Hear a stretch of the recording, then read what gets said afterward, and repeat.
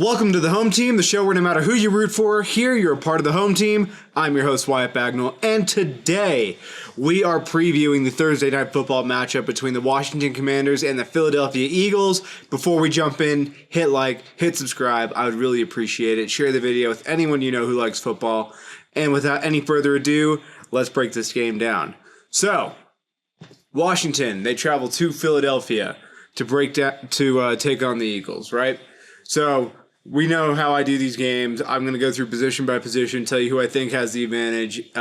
So, who I think objectively has a better team, and then I'll tell you if I think that team's going to win or if I think we're going to see something a little more unconventional. So, quarterback. This is an interesting question. Obviously, the Eagles have Jalen Hurts. He's playing well this year, aided heavily by Saquon Barkley in that run game. I think that I know a lot of people point to this as evidence of running backs are important, this or that. They are important if they are a transcendent talent like Saquon Barkley. And it's really important, and it's helping Jalen Hurts play a lot better. He's asked to do a lot less this year, and I think that's right where he should be. I don't think he's the type of quarterback who can necessarily elevate everybody around him, but if the situation is good, we've seen that he can be very, very viable. As for Washington, Jaden Daniels, rookie this year, playing phenomenally. He's legitimately in the MVP conversation right now. And if they were to be able to win this game, I think that would be much more realistic. We don't have somebody who's truly running away with the MVP award. I know a lot of people are leaning at Lamar Jackson again right now. But I wouldn't say he's done anything to really separate himself from the pack. He's not head and shoulders outplaying people. So there's a cluster of guys, and Jaden Daniels is in there. Ultimately, I can't ding either of these teams for having the quarterback they have, so I'm going to give them both a point for the quarterback position. They both have guys that are capable of taking over these games. And ultimately, I think whichever one does a little bit more in terms of just playing mistake-free is likely to be the one that wins this game. I think that Jaden Daniels, being young, there's always this chance that we're going to see the game that, somebody tricks him, a team figures him out. And do I think that's going to be this game? Probably not. The Eagles aren't that impressive defensively. They're solid, but they aren't some juggernaut. And I think that coming off a game against the Steelers, I don't imagine the Eagles' defense is going to be anything that really messes with them too bad. Running back, this is a little bit more straightforward. I already referenced Saquon Barkley with the Eagles. He's somebody who I thought would win Offensive Player of the Year before the season. Looks very possible. I don't think that I would take him over Derrick Henry right now, but he's certainly in that conversation. Him, Jamar Chase, Justin Jefferson, Derrick Henry. Those are the four right now that seem to be really putting a claim on it. And in Philadelphia, like we all assumed, he's playing very well. So Eagles get a full point for running back. Wide receivers, I'm giving the Eagles a point here, although I do want to make very clear that Washington's not necessarily weak at the position. The Eagles just have A.J. Brown and Devonta Smith. And, listen, Terry McLaurin is a very, very good number one receiver. I don't really worry much about their receiving guys on the whole. Noah Brown. They have Zacchaeus is his last name, and then they have Luke McCaffrey as well. So they have more of a deep group, while the Eagles just have a dominant top to their group. And I think that at the wide receiver position, when you usually only have three out there, we're not usually running five wide out there.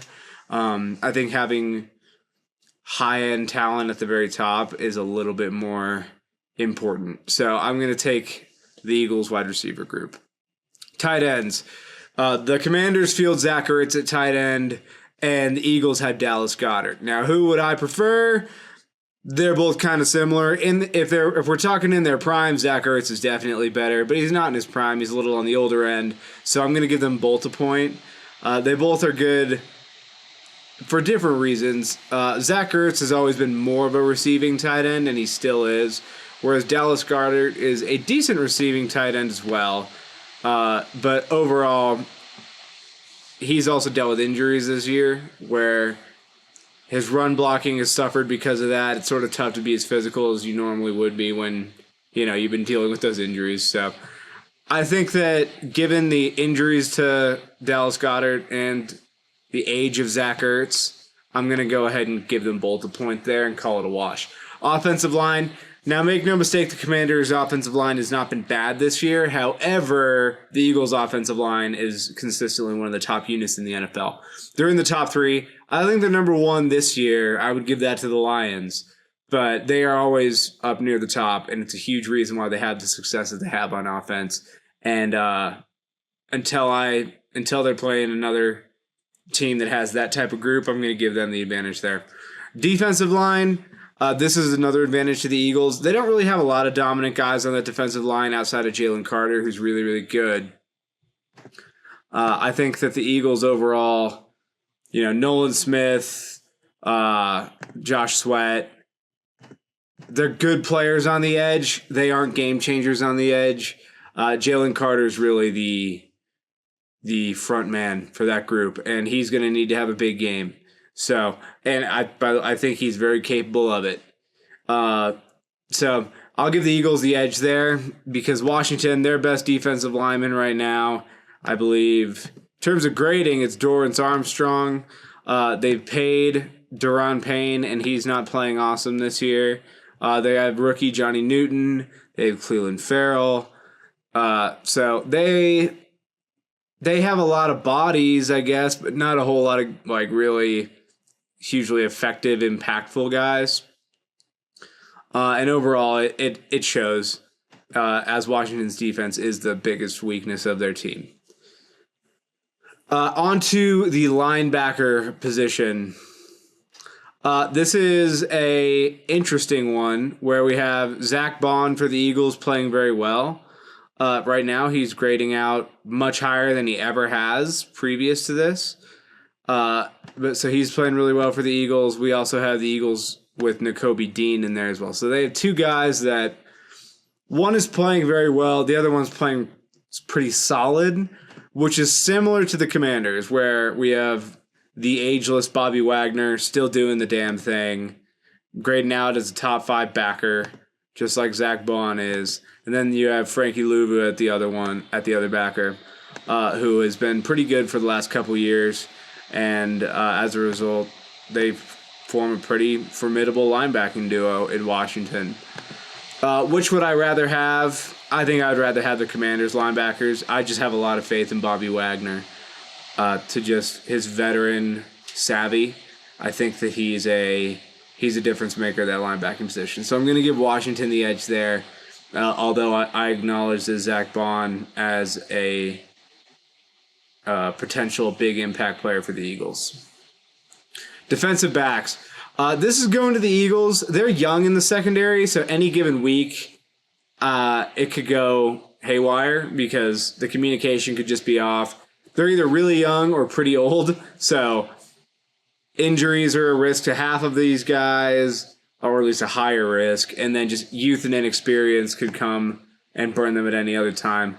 Quinyon Mitchell and Cooper DeJean have been the two rookie corners, both playing well. Cooper DeJean in particular is playing very well. At safety, Reed Blankenship's a solid safety. C.J. Gardner-Johnson, not having a great year, but overall, he's a reliable enough player. Then Darius Slay at the other corner. So the Eagles are pretty solid in the secondary overall. They don't always play like it. They're not necessarily bad, but they've just been, I suppose, they've been an interesting group. The Eagles defensively are grading out pretty well this year, where they've played against the Packers, Falcons, Saints, Buccaneers, Browns, Giants, Bengals, Jaguars, Cowboys. So the Eagles' defensive numbers have been inflated in a lot of ways due to some really poor competition, but I think they're a competent group that's not necessarily an elite unit on the defensive side of the ball. But I think that they're better than Washington is on that side. I think Washington, they've actually been trending in the right direction the last couple of weeks, but given where they started, the only way to go is up. As for Washington, their defensive backs, Marshawn Lattimore is out right now still with, I believe it's a hamstring that's hampering him, which when he comes back, that'll be a huge boon to the Commanders. Right now, the best player in the Washington secondary is Jeremy Chin at safety. They also have Mike Sanders still at cornerback, Benjamin St-Juste at cornerback. In their nickel packages, I believe it's in Igbenogany's the one that comes in for that. And then their other safety is Quan Martin. So not a whole lot of star power in that secondary. Marshawn Lattimore will be a welcome addition when he arrives. But as for this game, I think that the weakness of the Commander secondary could oddly play into hurting the Eagles. I think the Eagles, when they see that, are very prone to think, oh, let's just line up and throw the ball. I don't think that they're a team that's really capable of that. I think that they're much better off when it's just we run the ball and we take our moments to throw it and take our shots. I think if the Eagles want to win these games, which they've been doing a good job of so far, they've been outside of the Dallas game. They've had a couple good wins these last couple weeks. Dallas was not one I take a lot from, but if you look at the Jacksonville game, they're a lot more balanced. The Bengals game, they're a lot more balanced. The Cowboys, it just wasn't going to matter. Giants, it's not really going to matter. Browns, they basically, after starting off a little bit shaky and people sort of noticing that something's off with this Eagles offense, they reined it back with the pass game. And if you're an Eagles fan, I think you should hope that it continues to be that way. Because frankly, the strength of this team is not going to be through the air. It's going to be through that offensive line. It's going to be through Saquon Barkley. And then Jalen Hurts just needs to not make the mistakes when he's given the opportunities. But I think that when you look at the Washington secondary, the Eagles could be tempted to get outside of themselves. So that would be something that I would watch for. Then lastly, head coach. I give this advantage to Washington pretty firmly. I am well noted as saying I think Nick Sirianni is a clown.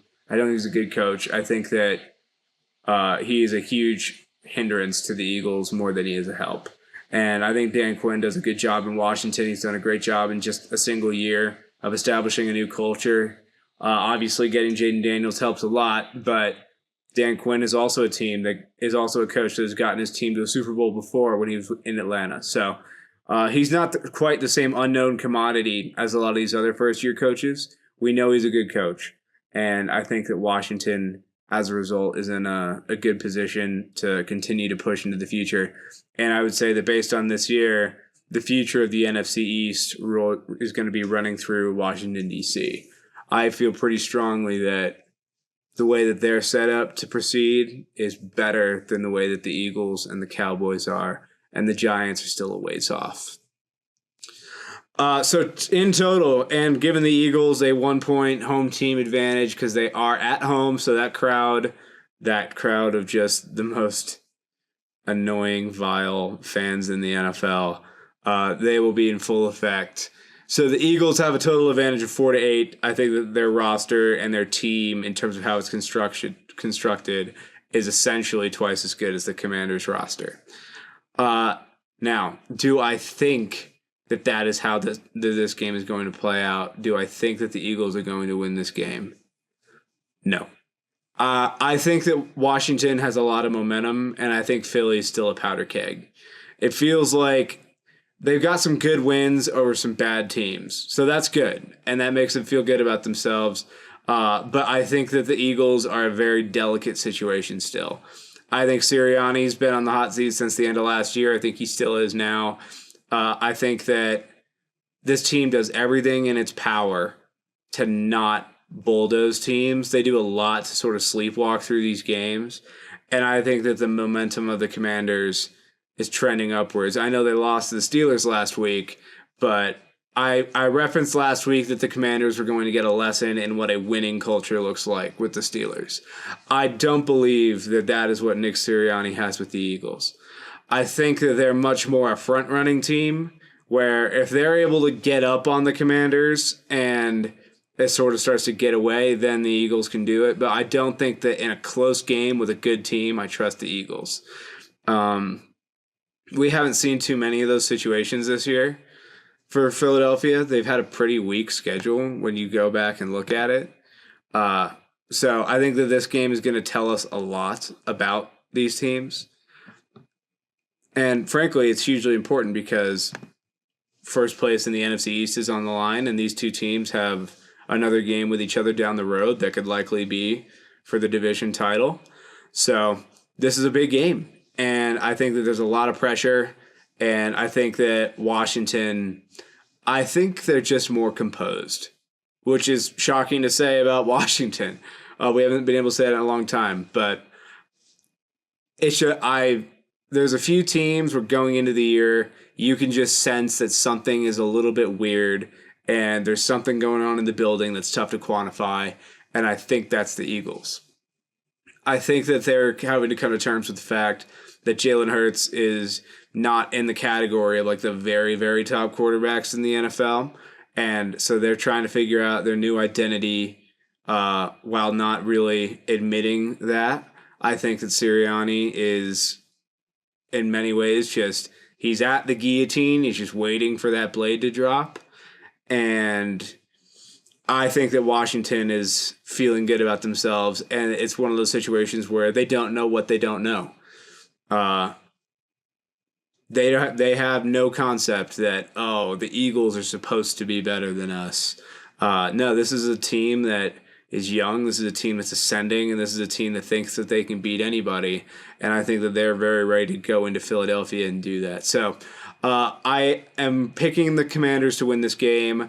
I am rooting for the Commanders to win this game. So let's see it. That's all I got for you on this one. Washington fans, Philly fans, lock in, enjoy the game. I hope everybody comes out healthy. So yeah. Everybody have a great night on Thursday night and enjoy. Peace.